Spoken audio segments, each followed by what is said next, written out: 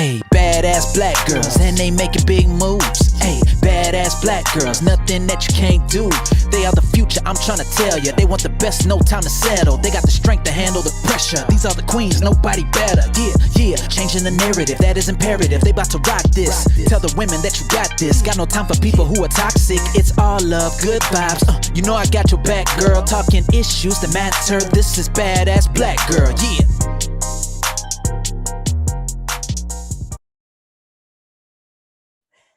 Hello, everyone. Welcome to a new episode of Badass Black Girl. Today, with us is Jael. Hi. Hi, how are you?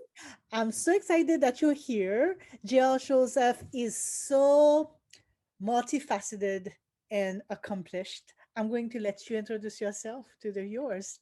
It seems like a lot of people are calling me the multifaceted person. Yes, I do wear many hats at any given time, and it's in an effort to not get bored with life. So I try to do as much as I can when I can, and I consider myself to be a creative person at heart. And a lot of my work that I do stems through creativity. I am a journalist, recently graduated from, in the process of graduating from Ryerson University in Canada. I also do marketing. I am a brand ambassador, social influencer for companies. I do emceeing. I'm a writer. I also do a podcast called Caco Tea with Jael Joseph and blackislandgirl.com. So I also have a podcast called Black Island Girl. And I'm a mom of two wonderful boys who keep me super, super busy. I am a lover. I am a fighter. I am badass. I'm loving this so much. I have to tell you, when when you speak, when we hear you on your podcast or you're doing an interview, there is this self-confidence that you exude, right? And I kept wondering, what part of it is your personality that you were born with? What part of it did you acquire through hard work, through just working on yourself? I'm just curious about that because you're an alpha. You shine. Tell us. Thank you very much, MJ. I think I was born with it. I was raised by two remarkable individuals who passed away in 2011. My mom was a nurse. My dad was a teacher originally, but then he left the teaching service and he started uh, building fishing boats and going out to fish, but my father was a very intelligent. We called him a walking dictionary. And anytime he would use big words with us. And if we didn't know what the meaning was, he would say, go to the dictionary and figure it out. He had only girls. And because he had only girls, he taught us to do everything. So that included plumbing, doing our roof. My sisters and I, we actually redid our roof ourselves on our house. So he taught us to be hardcore. He taught us to be real badass, to be quite honest. I was always known as a young girl, as a child growing up. I was always outgoing, outspoken. I would be in everything. Like my mouth was always rambling and going off. I remember my report card always said, intelligent student, great student, talks a lot. Great student talks a lot. That was always my report card. And I remember a teacher, my father was always very strict with us. So we got the whip, we got the belt, we got it all. My both parents were strict. But I remember the one time my father really stood up for me, was when a teacher said to him, she could be such a great student, but she just talks too much. And he told her, probably you need to keep up with her. And probably she's not supposed to be in your class. And probably her talk in her mouth is going to make her money someday. And he really stood up for me. And I remember that vividly, him really saying that. And that let me tell you, that kind of opened up a can of worms, because from that moment, I wanted to do debates, and I wanted to be in mock parliament, and I wanted to go on stage, and I wanted to do all of these things. And it really, it just goes to show you how much influence parents can have in the lives of their kids, so now I try not to even block my kids. If I see them doing something, I encourage them, as long as it's not going to lead them down a bad path. But I've always been so boisterous and so larger than life, and I have a big voice, and sometimes I say I don't need a mic, I can speak, for crowds. That's just who I am. This is wonderful. This leads me to the next question, because you've been talking about your parents, particularly the influence of your father. So what kind of parent are you? What do you feel that you're doing differently that is having a very positive impact on your children? Well, honestly, I cannot tell you if it's having a positive impact or not, because you know what they tell you when they get older, it's when you see all their bad ways, like everything comes out, right? You can teach them, you can literally train your children like straight jackets, and you can be as loose with them, but you only find out who they really are when they leave the nest. Yes. That is when you really see who they are. And mines are still very firm and strong in the nest, because my eldest is only 9. So I am not sure right now, to be honest with you, if I am teaching them the right way, because my son insists on wanting to say ass, like badass. And I said, you can say ass, just don't say ass, say arse, because it sounds less. Right? So I try my best to train them, like my dad would always say, in the way that they should grow, that when they get older, they would not depart from it. But you know what? I was trained in the way that I should go, and I departed from it so many times. I took my own way. I wanted to learn things. I wanted to make my own mistakes. And I feel like we should empower our kids to want to be the best version of themselves. And whatever happens when they leave the nest happens. And that ain't your fault. You've done your best. You've done your best. So I try to really encourage them and empower them. As a Black woman with Black boys, I allow them to really do daily affirmations, and to say to themselves, I am Black and I'm beautiful. I'm a king.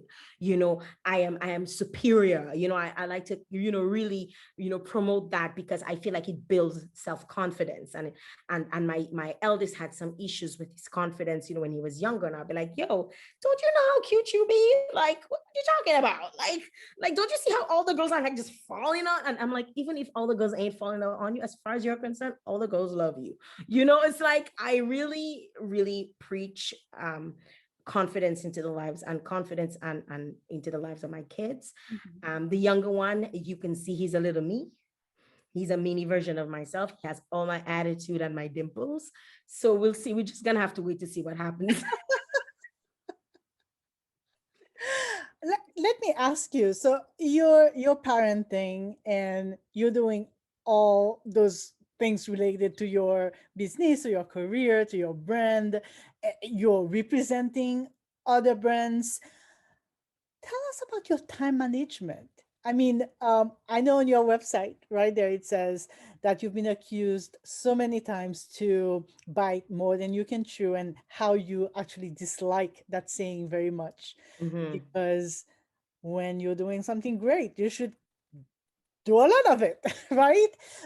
But I know that because you're so successful in all those areas, you must have a few secrets to share in terms of how you manage all this. MJ, you're putting me on the spot here with my secrets to spare. I have 36 hours in my day. So you may have 24, I have 36.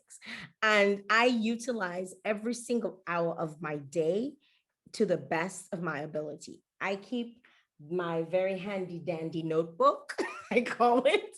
I take a lot of notes. I write down what I need to do. I use my calendar a lot. I make sure I plan ahead. I know what my day is going to be like even before my day starts. So whether I check in on my calendar the day before to see what's going on. The good thing about keeping a calendar, I never double book or triple book or anyone, because I always say to them, let me check my calendar and I will confirm. And the second I check my calendar, I send you an invite and we're good to go. Right. So I try my best to manage that. In terms of like, how do I manage everything? Sometimes I don't. Sometimes I don't manage it perfectly like I want to. Sometimes I stumble. Sometimes I get discouraged. Sometimes I'm tired. Sometimes it's the time of the month and I feel like shit and I really don't want to do anything. Sometimes I want to stay in and cuddle and sleep and watch Netflix and whatever. I have those moments, and let me tell you, my partner, I have an amazing partner, the father of my kids.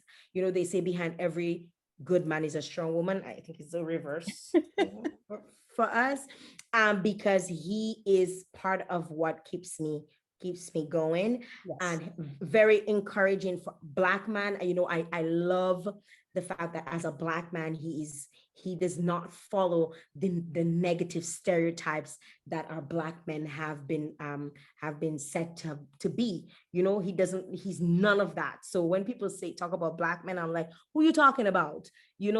Talk about your man, don't talk about Black men, don't I love generalize. that. I love Right. that because yeah, in so many circles, you feel like you're just putting the black men down. We're doing the same that society is doing, actually, just putting our voice and men down. And yeah, when you find one that is really dependable, that defies the stereotypes, you know that many others must exist. And it's great that you bring it up.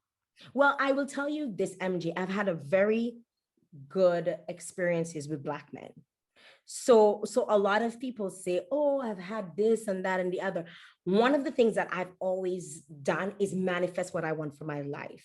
So I always said a prerequisite, I said to the universe, a prerequisite when you're sending me a man, he needs to be able to cook. My man can cook, right? He needs to be able to, this was like my man, he will wake up in the middle of the night and go bake a cake because he feels so. That's why I will always be pleasantly plump, because he he definitely, I put that out there into the universe, and I say to my Black sisters and my Black friends, and put it out into the universe. Tell the universe what you want, right? Stop being picky about certain things, qualities that you don't want, and ask the universe to send you what you want, right? And I've always had, really, for the most of my dating life, I have not had issues per se with I mean, I'm able to still have a friendship and be cordial with my exes.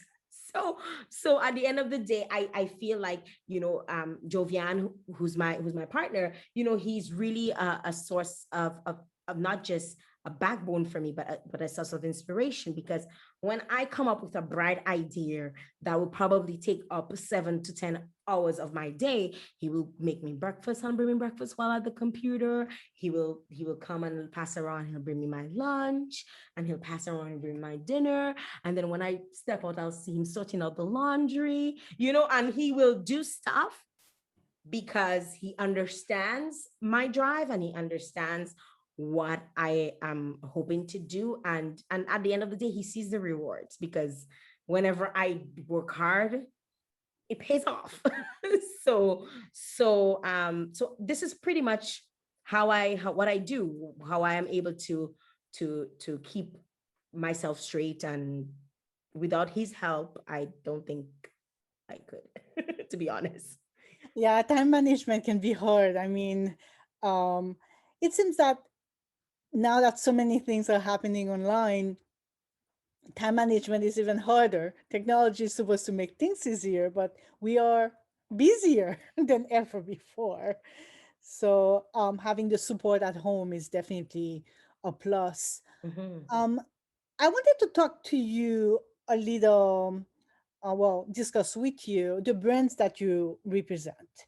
How do you decide that a specific brand is right for you? What is the mental checklist that you might be using, saying, you know what, this brand might work for my own brand, but I'm gonna stay away from that one?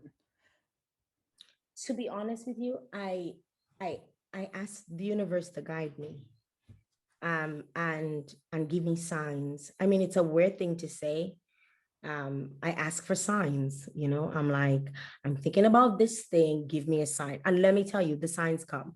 I know your background is Haitian. I'm Dominican, so we have Creole. So mon parle Creole kon, so ça comprend moi, mon sa parle Creole avec. So we have our traditions and our cultures are very similar. And in terms of, you know, wanting things out of life, I really look for signs. I look for signs around me. I'm always analyzing things. I'm always saying, okay, so a brand approaches me. I mean, even during the pandemic, I had built myself up so much before the pandemic, where I was doing social media management, that when the pandemic hit and businesses realized, oh my God, we need social media management. Jail's been approaching us for years, and they were like all flood into me. I was actually turning away business. You know, I had actually put myself in a position where I could say, you know what, I'm doing school still. I have to like focus on this. I can't do this. And I sit back and I, I do a lot of research as a journalist. That is probably the one of the core things that I do. You know, you research everything. You know, I work with clients who will send me name drop and they'll say, Jael, we're going to work with this person, but we want to find out everything. And I will dig. I will find out everything about you, right? Everything that as long as something had to do with somebody else, I'm gonna find out about it, right? So I think a large part of my decision comes from looking for a sign and hoping that, for example, I was thinking about doing my master's, and I'm like, should I do my master's? I need a sign. And I got a sign. So I applied. And when I applied, they told me that that I was late for the application. And I was like, well, I got a sign. So let's see. So I'm still waiting, you know, because they're going to come back and they're going to tell me that you're getting in because I was told that I was going to get in. Yeah. Right. So a lot of my decisions in picking brands, for one, a lot of the brands I work with, they helped my brand as well. So it's not just pushing their agenda, but they're also assisted me in building my own brand. Okay. So that is very, very important for me, because at the end of the day, I don't feel like I should be building a company or helping build a company that is not willing to invest back in me, not necessarily financially, but in terms of bring a representation of me as well, right? Mm-hmm. Yes. So I look a lot on that. I look to brands that will not necessarily affect my family. So if it's going to affect my family, and when I say affect my family, in the sense of there may be companies who want you to take part in certain things that will take away from family time, because you probably have to travel. If it's affecting my family, then that's going to be a problem, you know? So I look at a lot of these things. If I'm really nitpicking, in terms of why I'm going to do this or what, I was actually approached by 2 companies very recently, one of which I am really strongly thinking about, you know, working with.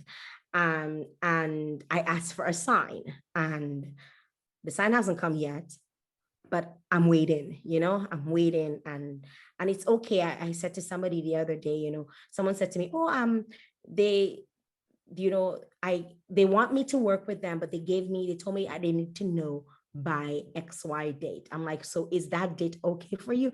They're like, no, I think I'm going to need another week. I'm like, well, say to them, you want another week to think about it. You need another week to think about it. And they're like, but what if they say that I can't get up? I mean, it means they don't want you, because they don't know what your own lifestyle entails. They don't know what's going on with your personal life. It could be a family issue. It could be a death in your family. It could be anything, right? It could be your mental health. You could be going through stuff. And if a company is not willing to wait an extra week, you don't need to be working for them. Right. Like if you ask for it and they give it to you, then that's your sign. not, you know, they might be a good company for you, you know. So yeah. You mentioned being Dominican. Yes. You even spoke Creole earlier. That was great. Did you grow up in the Dominican Republic and then move to Canada? Tell us a Well, little bit. it's actually Dominica.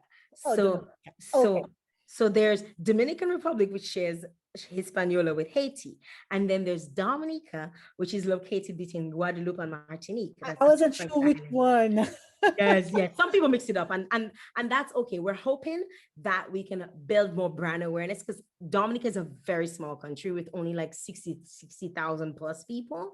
So I was raised there. I was born and raised there. I left there when I was a teenager. So a lot of my upbringing, I still have my childhood friends, you know, from Dominica that I still, you know, hang with and we talk and all of that stuff. So I am very much a Dominican. I speak Creole. I moved to Canada when I was a teenager, and that's where I became an adult, and that's where I really learned the value in hustling. I remember having 4 jobs. You know, I was like 17 with 4 jobs. So it kind of opened my eyes up to the possibilities of working hard and making plenty of money at an early age. But I was born and raised in Dominica. And that was going to be my next question. What did you learn? How has your birth country taught you about just being human? What is different from the way other people might see life, might see hustle, might see just the place of a black woman in the world? I was going to ask that. You answered it partially, um, talking about hard work and work ethics, but anything else you want to add? Well, being raised in Dominica was like my parents were very strict, you know. So I remember, you know, wanting to go to carnival, and we were raised in the church. And my mother was like, "No, you're not going to carnival." And I remember, you know, getting my friend's mom to call my mom and say, "Hey, can she come hang out with my daughter for the weekend so I can go to carnival?" But she didn't, not explicitly say that. It was our way of kind of, you know, telling a little lie, but not exactly not telling the full truth of why really you wanted to go to hang out with your friend. So I mean, I had a really good childhood. And my, like I always said, tell people, you know, my parents was super, super strict. My mom and my dad said to us, you will not go to high school if you didn't get a scholarship. So there's this thing where you do an exam in grade 6. I think at the time it was grade 7, and they grade you based on a scholarship, a bursary, or a pass. And if you got a scholarship, the government paid for all your books. And my mom said, you not go, if you don't get a scholarship, you're not going to high school. And you know, we worked really, really hard. My sisters and I, we worked really hard to make sure we got a scholarship. And I think if you know my sisters and I, you will be like, we're like 3 black girl on steroids. You know, we're always going, we're always doing stuff. My youngest sister is she's an assistant professor at Cambridge University in the UK. My other sister is a financial controller for a company, and like we're super hardcore. And then I have a sister who's a nurse, my older sister who's also my half sister. But we were taught to row our own boat. That's what my father said. That was his mantra: row your own boat. In other words, don't be dependent on anybody to grab the oar to help you to get to the other side of the island. This is You have to do it on your own, right? And I mean, that's a kind of like tough thing to say to a young child. so valuable, um Jeez. But he really said to us, row your own boat. And I mean, when I got older, I really understood what he really meant. I thought he was being mean, you know, I thought he was being insensitive, I thought he was being harsh. I thought so many things of him, you know, and although we didn't always see eye to eye, a lot of the things that he taught me made me the woman that I am today, made me the strong, not going to take shit from nobody kind of woman that I am today. And that was my upbringing in Dominica. You know, I lived in a small community with about between 500 to 800 people, and we always went to church on Sunday. We ate fish Sunday to Sunday because my father had boats, and my mother was like, I'm not buying chicken if we have free fish. Right? So we had fish, we had fried fish, baked fish, steamed fish, grilled fish, in a broth. They switched it up. I was sick of fish by the time I left home. Right. So I mean, we had a I had a really good childhood. I can't really complain. Of course you'd have setbacks because my father would use the belt when necessary. And sometimes it was not necessary, but he used the belt. And at one point it was abuse. But again, that was kind of how you were raised when you're raised, especially in the Caribbean. And you have to, although it's not right, but I have grown to understand, and I will not do the same to my kids, because I understand that it does not necessarily make you the kind of person that you need to be. Because my father would beat me because people would tell him I was hanging out with boys, and he didn't want his girls hanging out with boys for fear of his girls getting pregnant. And granted, I had no interest in boys until I was like much older. So that didn't really do nothing for me. I had no interest in boys. I was hanging out with boys because I thought I was better than them at everything. You know, so, yeah. And how is it to be a Black girl living in Canada? Ooh. A Black girl living in Canada comes with so many different dimensions, because for me as a Black girl, I am not just a Black Canadian, I'm also a Caribbean Canadian. So a lot of me is Caribbean. And when I say Caribbean, what I mean is when I grew up, I was never a minority. So the word minority would never resonate with me. I'm like, a minority, what? What does that mean? It just sounds like a less than, you know? And I mean, my leaders are Black, you know, my prime minister, Black, the leaders in your community are Black. I mean, granted, some people might be mixed with other ethnicities like Kalinago, which is like our native, it's equivalent to our native Indian. Or might be mixed with white, you know, or even Indian. You know, there are a lot of different mixes within your community, because that's what the Caribbean is, you know, because of colonization. We have all of these mixes. So growing up, for me, I never understood what it was like for somebody to be racist against you, or to face racism, you know, and or somebody calling you the N-word. Like that was never something that I could ever imagine that would ever happen, you know. I remember, though, you know, the bit of colorism that would go on in our society growing up, where because I was a darkest shade of my siblings, so they would always say, oh, she dark just like her father, or how comes you're not light skinned like your mother, you know. So they use that light skin, and they would call you negress if you're darker, you know, or they'd say you're a shabin if you're light skinned, you know. So they had all of these, yes, colorism terms, you know, that they would attach to you. But when moving to Canada, when I experienced racism, it never clicked that I was experiencing racism, because I was not called the N-word, but there was slight like connotations that, for example, I worked as a cosmetic manager. Yes, one of the hats that I've worn. I worked as a cosmetic manager for quite some time. And I remember, you know, a woman saying to me, a white woman saying to me, can you get somebody else to help me pick up my foundation? Because I don't think you'll be able to help me with that. And I'm like, I mean, at that time, in that moment, for years after that, I still didn't get that she was being a racist bitch.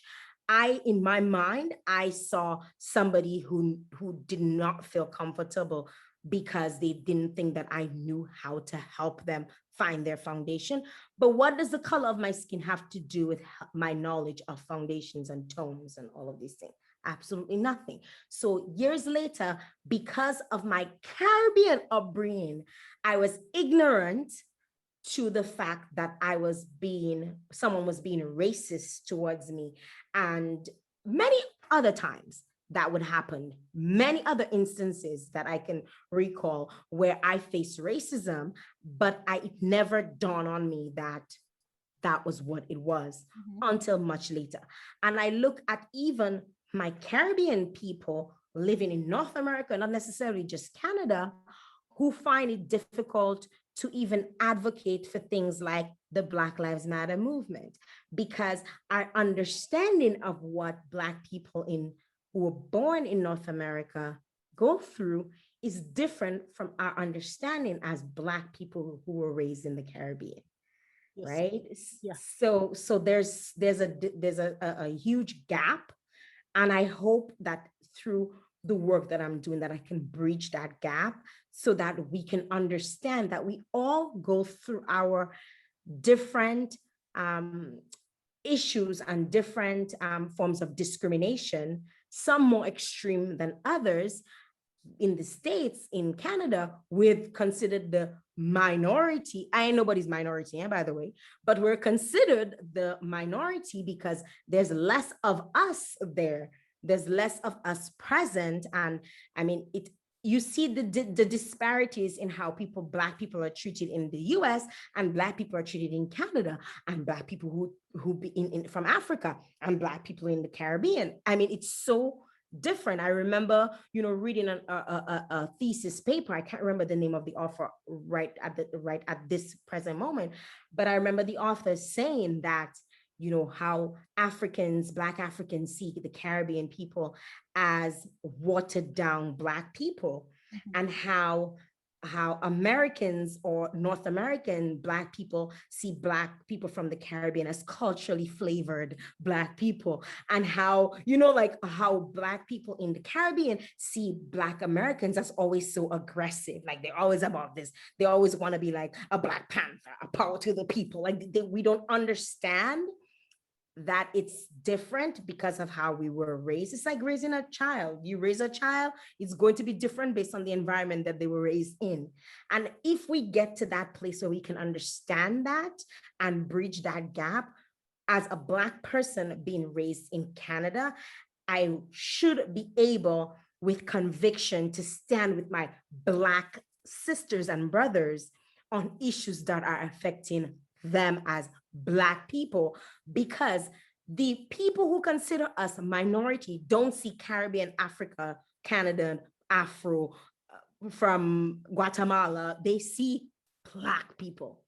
That's all they see. Right. So if they see us as one, we need to understand, we need to come together as one in order to dismantle racism. This is so beautiful. Well said. Thank you. Thank you. That I think it's something that many people need to hear and understand. So many layers and so many different experiences, and we need to look at it for what it is and just work together. Mm-hmm. Definitely. So, Jael, what's next for you? Well, I am again waiting to hear back if I got in to do my master's. Once I do, I've manifested that I'm getting into do my master's in media production. I really want to continue to produce content. This is something that is within my loins, so to speak. I truly love storytelling. I want, I look up to so many, Black directors like John Singleton and, Spike Lee, and, we have Ava DuVernay and, the likes of them, and Issa Rae, who are doing their thing. And I see me being able to tell stories that includes, the Black Caribbean experience and the Black, North American, or the Black Caribbean person living in North America, or whatever it is. I really want to be able to tell these stories, and which is why I'm hoping that I could pursue doing something in media production. I mean, granted, if they don't take me in, that's their business, it's their loss, because I'ma still go out there and do what I have to do, right? It's their loss. Because I know that. No way.